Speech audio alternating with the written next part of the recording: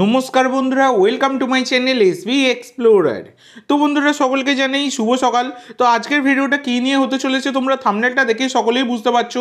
তো মেনলি কিছু বিষয় নিয়েও আলোচনা করব এবং তোমাদের কিছু প্রশ্নের উত্তরও আমি শেয়ার করে দেবো এই ভিডিওতে। তো যারা যারা চ্যানেলে প্রথমবার এসেছো, কিসের ওয়েট করছো, অবশ্যই সকলে একটা করে সাবস্ক্রাইব করে দিও। যারা যারা ভিডিও দেখবে একটা করে সাবস্ক্রাইব করতে কিন্তু কেউ ভুলো না।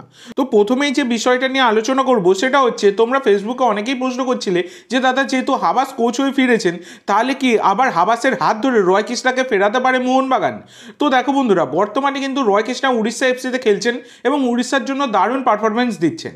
আর যদি তোমরা এইদিকে ব্যাপারটা দেখো, তাহলে কিন্তু একটা সময় অ্যান্টোনিও লোপেজ হাবাস সম্পর্কে ইন্টারভিউতে রয় কৃষ্ণা জানিয়েছিলেন যে অ্যান্টোনিও লোপেজ হাবাস হচ্ছেন ফাদার ফিগার, মানে জুয়ান ফেরান্দো যখন তাকে ছেড়ে দেয় তারপরে তিনি ইন্টারভিউতে একটা জানিয়েছিলেন।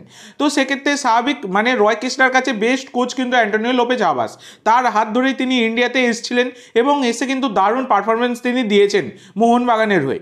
তো এবার ব্যাপার হচ্ছে, সেই রয় কৃষ্ণা বর্তমানে বেঙ্গালুরু গেছিলেন, বেঙ্গালোর ছাড়ার পরে তিনি কিন্তু বর্তমানে উড়িষ্যাতে যোগ দিয়ে দারুণ খেলছেন। তো অনেকেই এই প্রশ্নটা করছে, যেহেতু হাবাস ফিরেছেন তাহলে কি রয় কৃষ্ণাও ফিরবেন? তো দেখো, রয় কৃষ্ণার সাথে হাবাসের সম্পর্ক অবশ্যই ভালো। এবার রয় কৃষ্ণা যদি তিনি উড়িষ্যা ছাড়তে চান তবেই তিনি কিন্তু ফিরতে পারবেন। তো এবার ব্যাপার হচ্ছে, রয় কৃষ্ণা কিন্তু মানে যেহেতু উড়িষ্যাতে খেলছেন, উড়িষ্যা ইন্টারজোন সেমিফাইনাল খেলবে এএফসির, তো সেইখান ছেড়ে কি তিনি মোহনবাগানে আসবেন?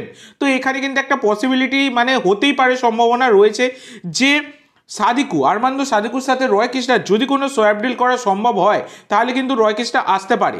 তো ব্যাপারটা হচ্ছে, এর আগেও কিন্তু উড়িষ্যার সাথে মোহনবাগান সোয়াপ ডিল করেছিল, যেখানে ব্র্যাড ইমম্যানকে উড়িষ্যায় পাঠিয়ে দিয়েছিল এবং উড়িষ্যা থেকে মার্সেলিনোকে নিয়েছিল। তখনও কিন্তু হাবাস করছিলেন এবং যেটুকু সময়ের জন্য মার্সেলিনো এসেছিলেন মোহনবাগানে, বেশ ভালো পারফরমেন্স কিন্তু তিনি দিয়েছিলেন।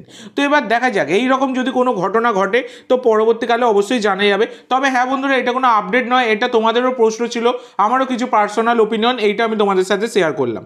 তবে এই যদি মানে হতেই পারে, ট্রান্সফার মার্কেটে কোনো কিছু অসম্ভব নয়, যদি এই সোয়াপ ডিল যদি কোনোভাবে পসিবল হয় তাহলে কিন্তু বেস্ট হবে। তোমাদের পার্সোনাল ওপিনিয়ন অবশ্যই কমেন্ট করে জানিও। এরপর তোমাদের যে আপডেটটা দিতে চলেছি সেটা হচ্ছে ইস্ট বেঙ্গলের আপডেট। তো বন্ধুরা, বর্তমানে দাঁড়িয়ে ইস্ট বেঙ্গলের সাথে একজন বিদেশি লিঙ্ক আপ পাওয়া যাচ্ছে, যার নাম হচ্ছে ইয়াগো ফালকুই।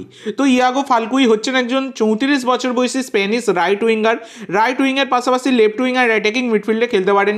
মার্কেট ভ্যালু 2 কোটি টাকা। বর্তমানে তিনি ফ্রি এজেন্ট রয়েছেন। তো তার যদি তোমরা ক্লাব কেরিয়ার দেখো, তাহলে ইটালি থেকে শুরু করে মানে সিরি এ, লালিগা 2, ইপিএল এর মতো বড় বড় ক্লাবে খেলেছেন এবং তিনি বার্সা ইউথ একাডেমির প্রোডাক্ট।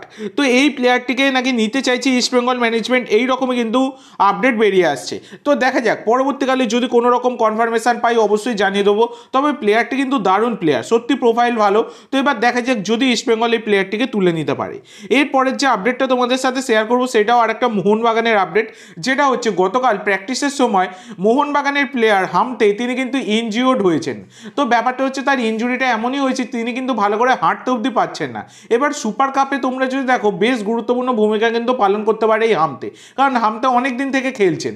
তো এবার ব্যাপার হচ্ছে, যদি ইনজুরির কারণে তিনি না খেলতে পারেন তাহলে কিন্তু সেটা মোহনবাগানের জন্য একটা বড় দুঃসংবাদ হতে পারে। তো দেখা যাক কি হয়। এরপরে তোমাদেরকে ইস্ট বেঙ্গলের আরেকটা আপডেট শেয়ার করে দেবো, যেটা হচ্ছে মুবাসির রহমানকে নিয়ে।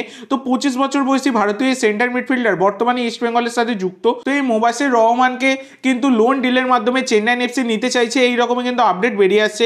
তো দেখা যাক কি হয়।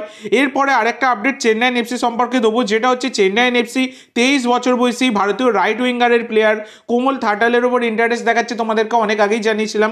তো এই কোমল থাটালকেও কিন্তু দলে নিতে চাইছে চেন্নাইন এফসি, ওয়েন কোয়েলের পুরনো ছাত্র। তো কোমল থাটালকে একটা লোন ডিলের মাধ্যমে দলে নেওয়ারও কিন্তু পরিকল্পনা তাদের রয়েছে এবং আশা করা যায় অনেকটা তারা এগিয়েও গেছে।